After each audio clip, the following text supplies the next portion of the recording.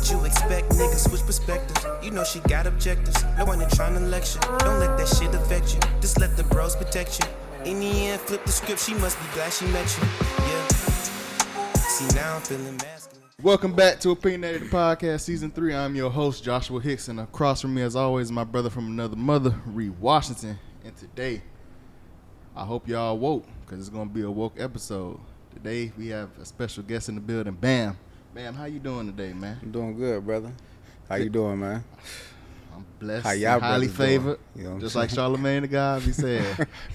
I can't complain, bro. We got another day to live, so yeah, there's not too much to complain about when you had that. Yeah, I mean, but Bam, just tell the people a little bit about yourself, man.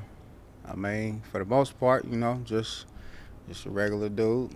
Come from Kansas City. Just had a up and down lifestyle.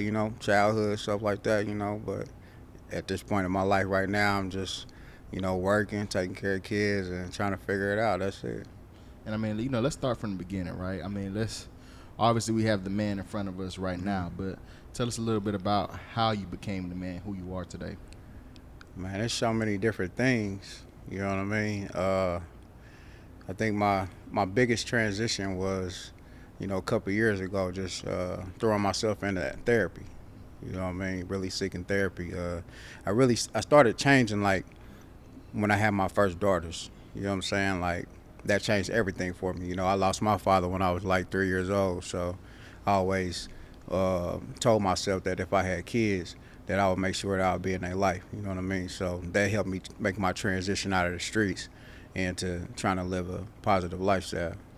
I mean, you stated that, you lost your father early on in your childhood. Mm-hmm. I mean, essentially, like, how did that affect you growing up? That affected my whole childhood, you know what I mean? Because all my life, I always questioned why, and I also questioned if my life would be completely different if I had my father, you know what I'm saying? On top of that, I had really big issues with my mom, you know what I mean? So me and her didn't really, click and connect at a young age, so I ended up out on the streets, you know what I'm saying? I was homeless for a little while, just stuff like that, getting in gangs, just all kind of, ridiculous stuff, but that took a real big effect on my life, you know what I mean? Because I didn't understand it, and my partners that had, both parents, at least one parent that cared, like I would stay the night at their house and stuff like that, and one of my partners disrespected his mom and daddy in front of me, you know what I'm saying? And I took off on him, and it was just like a little weird thing. So, his mom and dad was trying to figure out why, and I'm like, dude, like, you got both of yours, you know what I mean? I ain't had, bro. I'll kill you for just a little piece of that, you know what I'm saying? Yeah. It's like, it's just kind of how it was. That's how my mind was set up at a young age too. I questioned everything about myself. I questioned everything that came my way. You know what I mean? Just tried to find the answers and, believe in myself after a while, because growing up, I didn't believe in myself a lot. You know what I'm saying? Like, my mom used to talk greasy to me when I get out to go out the house and go to school. You know what I'm saying? Get your dumb ass out of here, stupid. You know what I mean? Like, I used to actually feel like I was dumb and stupid. Right. And and before you go, Ree, was there a lot of built up anger and resentment, like, towards your mother growing up because of, Yeah, obviously being told that at a young age, people always say when you're told something so much, you're going to believe it. So, like, how did that make you feel?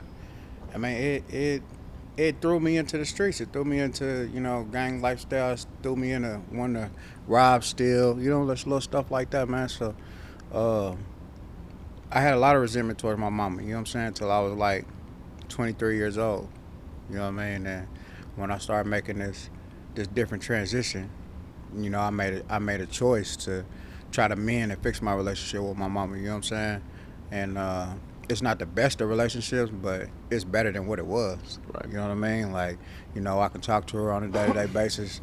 We can tell each other we love each other, hug each other. You know what I mean? It's almost like nothing happened. Right. You know what I mean? It's like you can always, change anything in your life. It's just up to you to make that choice. You know what I mean? But for the first part of my life, like, I didn't care about my mama, you know what I'm saying? Because I feel like she didn't care about me. Right. So did you find, we've had somebody on the episode and they had said that kind of within the same realm, right? He said that he was a man of many men. So did you find yourself, from not having your father in your life, did you ever seek, guidance or, assistance or just some type of father figurely love from other grown men or somebody who had wisdom or more to give? Nah, not really. Honestly, man, I think I'm kind of like most men. We probably don't realize it, but when it comes to like having some type of father figure or looking at somebody like a father figure, if you play sports, the closest father figure to you was your coach. Right. You know what I'm saying? So I would just kind of look at men and how they move and what they do, and I would just kind of piggyback off that. You know what I mean? Like I had uncles that was doing pretty cool, and I had uncles that they ain't done nothing with their life. You know what I mean? So it's kind of hard. Like when you in something, you in and out of something, you double dutching. You know what I'm saying? Like you in the streets, but you want to get out. You know what I'm saying? So it's kind of hard to really just look at certain men because you don't really know what you want to look to. You're trying to figure out where you're trying to go and what you want to be. Right. You know what I mean? So whatever the type of group of men that you follow, you're going to end up becoming. You know what I mean? So I looked at every group of men, and I was just trying to figure it out from there, And you stated, street life, you stated that, because you and your mother weren't getting along at an early age, that you found yourself on the streets and homeless and, getting into activities that, most, young kids, you hope that they don't have to resort to. But was there ever a point in your life, at what age did you say, man, like I really don't want to be in this situation anymore, I'm trying to get out, but it was hard because it kept calling you back? I mean, I would say like between 16 and 18, you know what I'm saying? Like, I tried to commit suicide 2 times, you know what I'm saying? And the last time I tried to do it, it was a Russian roulette type thing, you know what I mean? And it was 2 bullets in it, and I went all 5 times, and it didn't go off, you know what I'm saying? And my brother, one of my god brothers took the gun and did the same thing outside, and it went off. You know what I mean? And that kind of like took me to a whole nother place. As if you were saying? supposed to be here. Yeah, you know what I'm saying? So I just kind of like, I just started looking at things different. Like, man, it's a reason, because like even in school when I played football, you know what I mean? Like I messed my back up, so I couldn't play football no more. So like I just felt like everything was being taken away from me. You know what I mean? But I would get into so much stuff, shootouts or whatever, but like nothing happened. Like I'll be cool, you know what I mean? So it started making me look at stuff like, man, there's a reason, and I need to figure out the reason, whatever it is, you know what I mean? It's like when I was doing stupid stuff would come to me. So when I stopped doing stupid stuff, I was pretty cool, So it's like it kind of helped. It's just it's just different things for different people. You don't know. Your life experiences is gonna tell you, what you're supposed to learn from it, where you're supposed to go. A person can sit here and tell you till they blue in the face, what their perception of right and wrong is. That don't mean that you're gonna fully understand it. You're just gonna be aware of it. You can't understand something until you go through the experience. What drove you to go to therapy? Because obviously it's 3 black men up here, it's almost a stigma in the black community that black men, we don't go get help. Even if we need help, we don't go get it. So what made you want to go seek for help? I was told to do it like from a young age, you know what I'm saying? And I was always against it. I never knew completely why I was against it, you know what I'm saying, until I got older, you know what I mean? But what made me really want to jump into therapy was when I kind of made my mind up where I wanted to be, you know what I'm saying? Like I love my kids to death, you know what I'm saying? And all I wanted to do was be a great father, but I'm also a family man. So, I wanted my family structure, between me and my last relationship, it was just getting chaotic, you know what I mean? So I felt like I should just throw myself into therapy, you know what I mean? Like see if it's actually me, you know what I mean? Like instead of just feeling like it's partially me, you know what I mean? Mm-hmm. But that kind of pushed me into therapy, you know what I'm saying? Just knowing that I was at risk of, losing the person that I love, and also, putting in play that my daughter might end up being at a distance from me, you know what I'm saying? If me and this person split, You know, so that was kind of like, it was kind of tough on me. So like I wanted to try to figure it out, and I wanted to make that 100% step before I exited. You know what I'm saying? Or before the relationship went south. And I've had many conversations with you, and like I said, off camera, we used to speak a lot, and I think you really touched heavy on like looking back in the mirror at yourself, because most of the time it's you. Yeah, and that's what therapy, you know, helped me to realize. You know what I'm saying? Like, I felt like I was already a pretty smart individual. I felt like my common sense was, you know, very high. You know what I mean? Just because of everything that I've been through. But going to therapy like took it to a whole nother playing field. You know what I mean? Because it helped me touch on stuff that I was running from. I was covering up. And that's most of us, you know what I'm saying? Right. Because when we think about therapy, we think somebody gonna sit you on the couch and talk to you a certain type of way, and you don't want to be talked to like that. You know, especially as a black man, like you know what I mean? You just kind of feel some type of way about that. You know what I mean? And it's like when I got into therapy, it wasn't nothing like that. It was just like this. So why do you think people cover up a lot of things? What do you think the sole reason? Or we taught that way. We taught to do that. You know what I'm saying? It's almost like a generational curse. You know what I mean? Like everything. Anything that make you feel uncomfortable, or that, you know, you really don't know what's on the other side, you pretty much run from it. You don't deal with it. But then you wonder why when you move to another sector or something like that, you still having the same problem.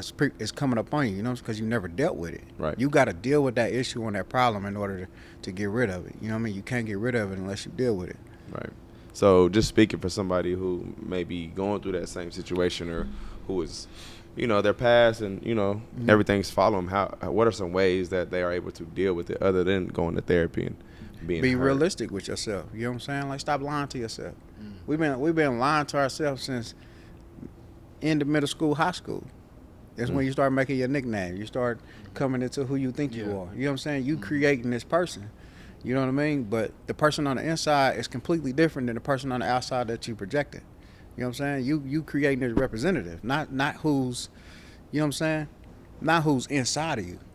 You know what I mean? So I don't think people really like go in depth with that, because we've never had anybody to just sit there and break that down to us and help us understand. You know what I'm saying? Like, because the more and more you move on this energy of this is who I am, you're pushing yourself further away from who you actually are, because you're never tapping into who you actually are.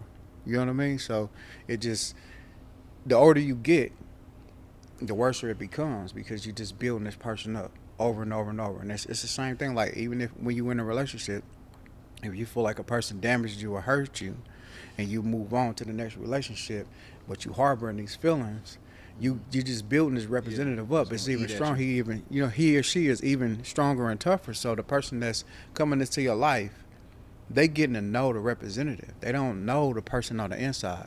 Right. But you want them to love who you are inside, but you showing them something completely different. Right. So when you hit 5 year, 7 year mark, and you feel like this person just switched up and changed, the person on the inside is coming out now.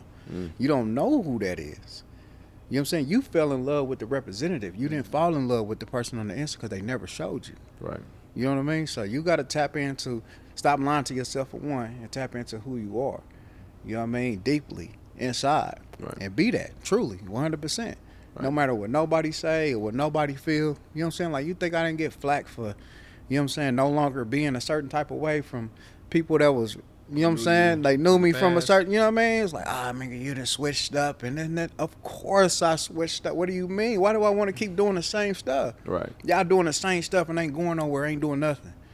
It's going down the same path, the same road. Like, nah, bro, like, I'm trying to do something different. You know what I'm saying? If you gonna stop being cool with me, stop being a homie with me, for that, you never love me, it is what it is, I'm still gonna do this. The same way you feel like you still gonna do this. Right. I feel like you have more to lose. Exactly, yeah. And why do you think like people, they want you to still be the same person? Why you believe that they don't want you to grow? Especially as men, we reactive. You know what I'm saying? We fall in love with reactions to things. You know what I'm saying? So when you get around your partners, when you do certain stuff, they always give you reactive energy. You know what I mean? Mm-hmm. So if you're an ignorant individual and you hang around ignorant people and you say some ignorant stuff, they gonna give you the reaction that you want. You know what I'm saying? So you're gonna keep hanging around because it feel good. You feel like you're doing something right. You don't feel like you're doing nothing wrong. You know what I'm saying? Because when you get around somebody that's completely different and they correct you, it make that person uncomfortable. And they don't want to be around them. Oh man, you too serious. Oh man, you didn't know. You not serious enough. You know what I'm saying? But if you can't check yourself and understand yourself, it's not gonna be clear for you. You know what I'm saying? You're gonna feel some type of way. You're gonna do what? You're gonna run. Right. You know what I'm saying? Because it making you uncomfortable. So I remember you asking me one night, and I didn't have an answer for it.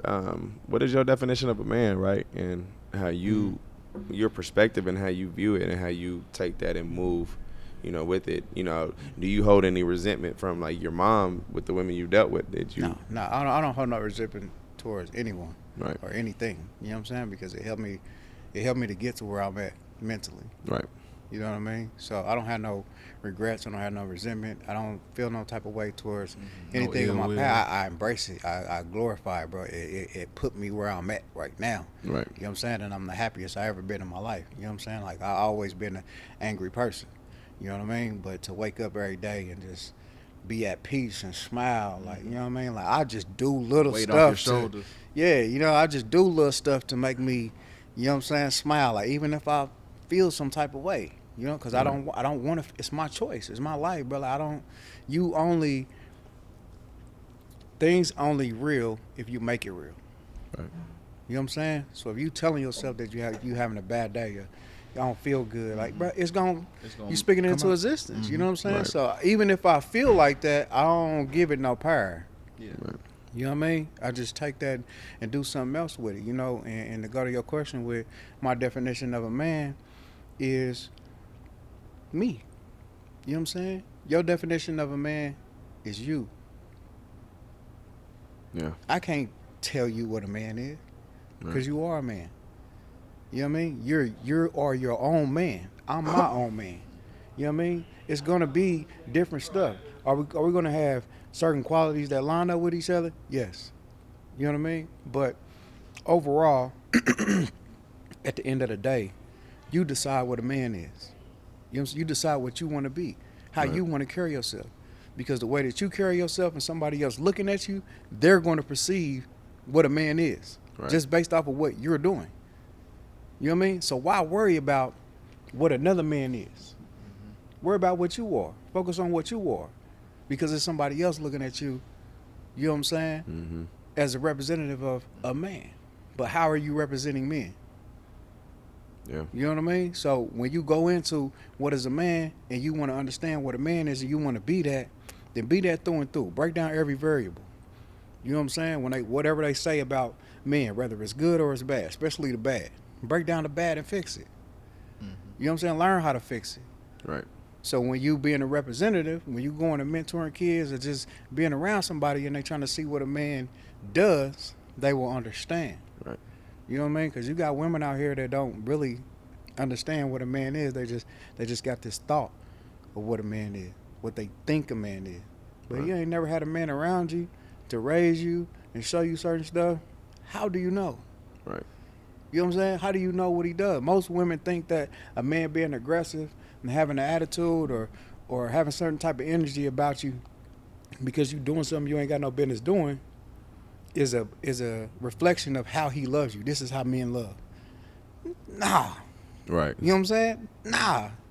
You just feel that way because when your mama brought this dude home that she was messing with when you was a kid and they got into it, you know what I'm saying? She pampered you and told you that, oh, baby, it's okay. This, you know what I'm saying? And she seen you with him again, so she thought that, oh, okay, this is just how men love when they feel some type of way. Right. You know what I'm saying? Nah. How did having becoming a father, how did that, change your life? Impact your life? Man, my baby saved my life. You know what I'm saying? They saved my life, bro. Because, I still battle with suicidal thoughts. You know what I'm saying? Even though I'm happy, even though I'm in a healing process, I still battle with it. You know what I mean? Because it don't go away. But just having my daughters, it it gives me life. It gives me something to look forward to. I want grandkids. You know what I'm saying? Like all that. So, my kids is a very, very big, part of why I am the way that I am. Right. A story that always stuck with me, but I think it'd be good for people to actually hear was, you seem to go get it by yourself. You want to know more. Like you'd rather take the information than the check. Remember that story you explained to me? I think it's valuable, man. I think it has so many parts to it that people could actually learn from if you don't mind sharing it. Yeah. So I've been doing construction for like 15, 20 years. You know what I'm saying? And when I started doing construction, I worked with a racist company. They did a number on me, But I bumped into this guy, this older guy. We was doing a driveway for him. You know what I mean? Rich dude, big house. I ended up asking him like, "Hey man, how did you get this?" You know what I mean? And he was like, "I got, yada yada businesses and this and that." Nobody ever asked me that question. You know what I'm saying? He said, "If you really want to know, let's go sit down and talk about it." I'm like, "Okay, cool." So, he set up a little place where we can meet. I got there before he did, and when he got there, before he sat down, he said, "Look, I got $100,000 check. I can give you $100,000, or we can sit down and have this conversation." You know what I'm saying? Like, sit down and have a conversation. I don't want the $100,000. You know what I mean? And when he sat down, he like, "Well, why didn't you take the money?" I'm like, "Bro, I don't know nothing." You know what I'm saying? I don't know nothing, dog. Like, I've done certain things where I feel like, okay, it's cool, but I don't know nothing. You know what I mean? Like, nah, like, I need you to tell me what I want to know. I don't want the $100,000 because I ain't going to do nothing but blow it. I don't know what to do with it. You know what I'm saying? I'm going to go buy this. I'm going to go buy that. I'm going to try to go, flip it or what I can. But at that time, I'm never going to take $100,000 and turn it to $200,000. I'm going to take $100,000 and turn it to $50. You know what I'm saying? Right. But if you sit down and tell me something, then maybe I can figure it out on my own. So when I get my own $100,000, I can turn it to $200,000. You know what I mean? And dude's still my mentor to this day. So having a mentor of your own, and you find yourself being a mentor to many, how does that kind of shape you just into becoming better, more? It keeps me grounded.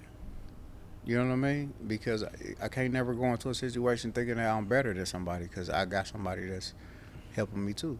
Right. You know what I'm saying? So I don't ever go into something thinking that I know more than you or that I'm better than you just because I may know more than you. You know what I'm saying? I still don't think I'm better than you. Right. Do you ever find yourself learning from the people you mentor? I learn from everybody. Absolutely everybody. I learn from kids. Kids taught me what love was. You know what I'm saying? I didn't know what love was until I had my kids. Right. I thought I knew what love was. You know what I'm saying? Like, just these over feelings of wanting to be around somebody and companionship and stuff like that, but that's just lust. That's not love. You know what I'm saying? My kids taught me what love was, because love is unconditional. And it has no limit. You can't turn love on and turn it off. You know what I mean? Right. I don't think people really like lock that in and understand what that means. Like if you say that you love somebody, you share your body with somebody and all that, and then the moment that y'all break up, you don't love them no more, you never loved them. And you got to go into that deeply to really understand what I'm saying. Right. You know what I mean? Once you love somebody, you love them forever. It's just like your family. Your family member could be the worst family member ever, rob you, take something from you, all that, but you still love them because they tell you it's family. You know what I mean? You can't share your body with your family. Right. You know what I'm saying? But you sharing your body with this person. And you trying to tell me that you can't love them along the same lines because they hurt you and made you feel some type of way, but this person hurt you too. So make it make sense. Right. You know what I mean? My kids helped me to fully understand that I have to love them no matter what. No matter what they do, what they become. If they become gay, whatever it is, whatever they do in their life, they kill somebody, I still love you. Right. You know what I'm saying? And they helped me to understand what love was, and I just took that and, went deeper and tried to figure it out for myself. Like, I don't look for love. I don't look for nobody to love me. You know what I mean? I became love. Therefore, I don't need you to love me. I got all the love I need. Right. You know what I'm saying? So it is what it is. Ree asked you earlier, what's the definition of a man? And you said a man is yourself. You can't give a definition of a man to another man. They have to understand that for themselves. But I want to ask you, how do you hold such high standards as being a black man in this world? I mean, the fact that people, how people look at you. You know what I'm saying? And you know how people look at black people. You have the opportunity to change that. Every day, every single day, you have an opportunity to make a choice. Choose wisely. Be disciplined in your choices. You know what I'm saying? Like, everybody is enabling and making excuses for why they do ignorant stuff, stupid stuff. They want to rationalize their decision of why they're doing it. You know what I mean? But you have the same opportunity that anybody else has to make this choice to do something completely different. It's just, are you going to make the choice or not? Are you scared of what everybody's going to say? When you say you're not, I ain't worried about what people think. Yes, you do. That's why you post every day. Yeah. That's facts. You know what I'm saying? Right.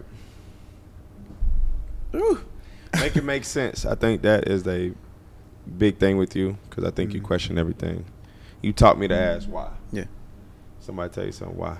And then when it doesn't make sense to you, you start to question it. And I think that's big, and I think that your mark is huge. And one thing I want to ask you, what do you think the world needs more of?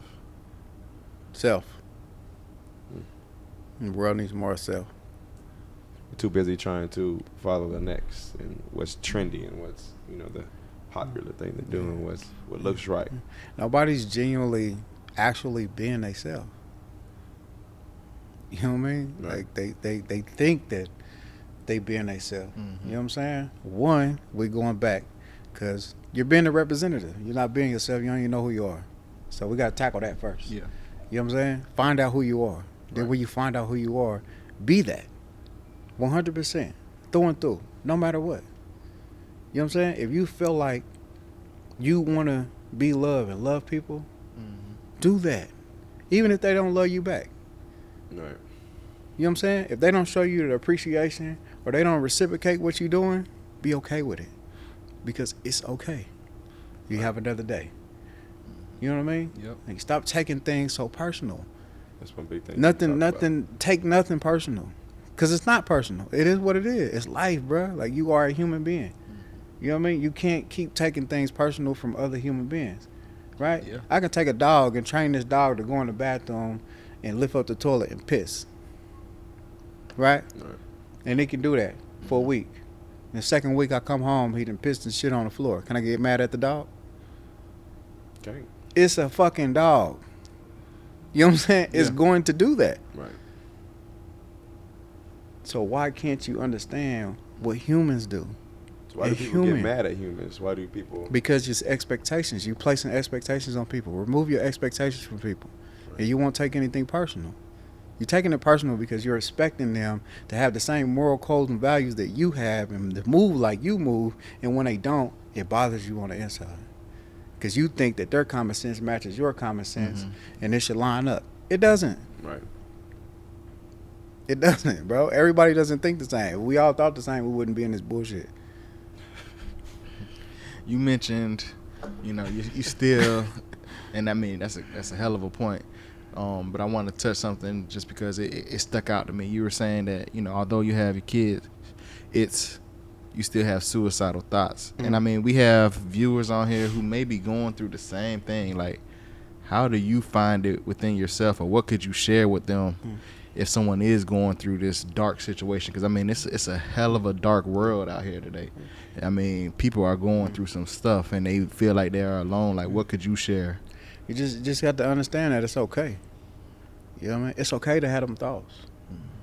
You know, people think that because you think about killing yourself, that is bad. You know what I mean? So if you are a person that has a certain type of weakness, And you can't go and be vulnerable to people because they're going to look at you like you weak. It's going to make you even weaker. You know what I'm saying? And it puts you in a position where you get closed off. You don't say nothing to nobody. So nobody never knows that you're in a suicidal state. You know what I mean? But when you're with yourself, you have to understand that it's okay to dwell into those thoughts. But you got to go back to why. Why do I feel like this? Understand the feeling. Like, feel it deeply, deep down inside. Everything, whatever it is, not just suicide, depression, being stressed. You know what I mean? Because at the end of the day, you're doing it to yourself. Nobody stresses you out. Nobody makes you depressed. Nobody makes you angry. You know what I mean? Right. It's you. You make yourself angry. Nobody's get inside your body, going to the feelings section and turning on your feelings. You know what I'm saying? It's you, bruh. You turning on your feelings. Right. But you have this expectation in these personal ties to things where you feel like it's other people. Well, they did this, so I feel like this. To things that they've mentally created. Yeah, you know what I'm saying? But you have to understand, you feel like this. Right. You feel like that. You know what I'm saying? Mm-hmm. So when you can really tap into that it's you got to blame yourself for everything. Everything is your fault. Anything in your life that you feel is your fault. Elaborate on that. Absolutely your fault. Because it's you, bruh. Right. Can't nobody, you know what I'm saying? Mm-hmm. It's you, dog. Like, people are not breaking that down to fully understand what I'm saying. You know what I'm saying? It is you, bruh. At the end of the day, it is you. Right. If you say, this person pissed me off, they did this, they did that, and you go home and you sitting there and you mad, that's you. They not mad. They doing whatever the hell they want to do. Mm-hmm. They good. Right. You sitting here looking stupid, depressed, stressed out, can't eat. Come on, man. That's you. No, they not coming to your house, putting a gun in your head, stress. Mm-hmm. You talking about depressed. You know what I'm saying? Yeah. Be depressed. That's real. Mm-hmm. That's you. You got the gun to your head. Mm-hmm. You know what I'm saying? Until you tap in and understand that it's your fault, you're not going to change it. And If you walk into my house and you knock over a vase, and you know that you can glue it to fix it, you're going to attempt to fix it. Right. Or you're going to buy another one. Right? That's a form of fixing it. Why? Why are you going to do that? Because I want that vase back up there. Because you broke it. It's your fault. Right. Right? Right. Okay, so you're breaking yourself. Fucking fix it. Don't be trying to get somebody else to fucking fix you. You broke you, bro. What you talking about? I ain't gonna lie. That was the most, like, it made the most sense right there. The way you just broke that down, Yeah. where if everybody could hear this, they'll be like, that makes sense. Because, like, even with me, when I just heard, I'm like, that makes perfect sense. Like, that was the clearest way that anybody could have broke that down to. So I appreciate you for that, man. No problem, bro. Bam, you have came in, showed up and showed out, gave us everything that we needed and then some. Ree told me about you, man, but I'm glad I actually got to sit down and talk to you because, like I said, you did not disappoint. He's Ree Washington. I go by the name of Joshua Hicks. This wraps up another great episode of Opinionated the Podcast, Season 3. Love, always. We are all destined for certain things in life. Your passion is what led you to your success. On this journey towards your dreams, you must realize that your calling is not a conference call, and not everyone deserves a say in it. This week, focus on you and be obedient to your calling, because if you stray away, you may miss that call. As always, Sela.